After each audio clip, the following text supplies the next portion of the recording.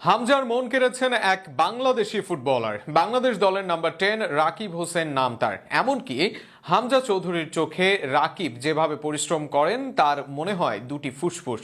হামজার মন জয় করা রাকিবকে নিয়ে আরো বিস্তারিত থাকছে প্রতিবেদনে। বর্তমানে বাংলাদেশ ফুটবল দলের সেরা খেলোয়াড়কে এমন প্রশ্নের উত্তর যদি হয় হামজা চৌধুরী, তাহলে হয়তো দ্বিতীয় নামটি হবে রাকিব হোসেন।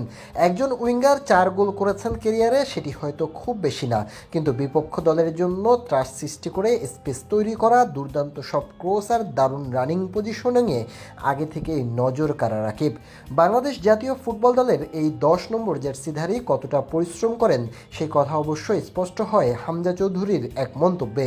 হামজা চৌধুরী মনে করেন রাকিব অসাধারণ পরিশ্রমী ও দুর্দান্ত একজন খেলোয়াড়, এবং কি রাকিবের মহত্ব বোঝাতে হামজা চৌধুরী বলেন রাকিবের হয়তো দুইটি ফুসফুস।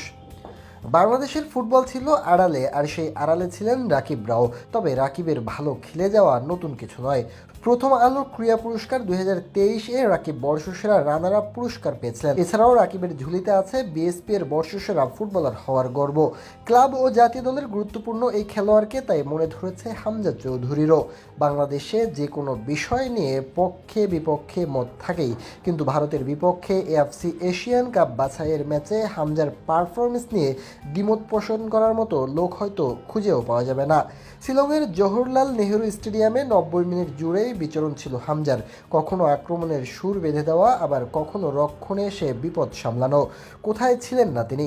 মাত্র 4 দিনের অনুশীলনকে সঙ্গী করে আন্তর্জাতিক ফুটবলে নিজের অভিষেক আলো ছড়ালেন এই মিডফিল্ডার। তবে হামজার খেলার ধরনের সঙ্গে বাকিরা কিভাবে তাল মেলাবেন এ নিয়ে সংশয় ছিল শুরু থেকেই। সেই সংশয়টা আর দূর হয়নি ওই ম্যাচে। এক ম্যাচেই যেন স্পষ্ট হয়ে গেল হামজার সঙ্গে বাকিদের ব্যবধান কতটুকু। তাই তো নিজের পজিশনের বাইরে গিয়েও খেলতে হয় হামজাকে। তবে আগামী ম্যাচে হয়তো আরও কিছু খেলোয়াড় আসবেন দলে, তাতে কাজে লাগবে হামজার মিডফিল্ডারের পারফরমেন্স ও রাকিবের উইং থেকে দেওয়া ক্রস। জুনে বাংলাদেশে আসবে সিঙ্গাপুর। এর আগে অবশ্য অন্য কোনো দলকে এনে একটি প্রস্তুতি ম্যাচ খেলবে টাইগাররা। সেজন্য ইতিমধ্যে প্রস্তুতি নেওয়া শুরু করেছে বাংলাদেশ ফুটবল ফেডারেশন। ন্যাশনাল স্টেডিয়ামেই হবে এই ম্যাচগুলো।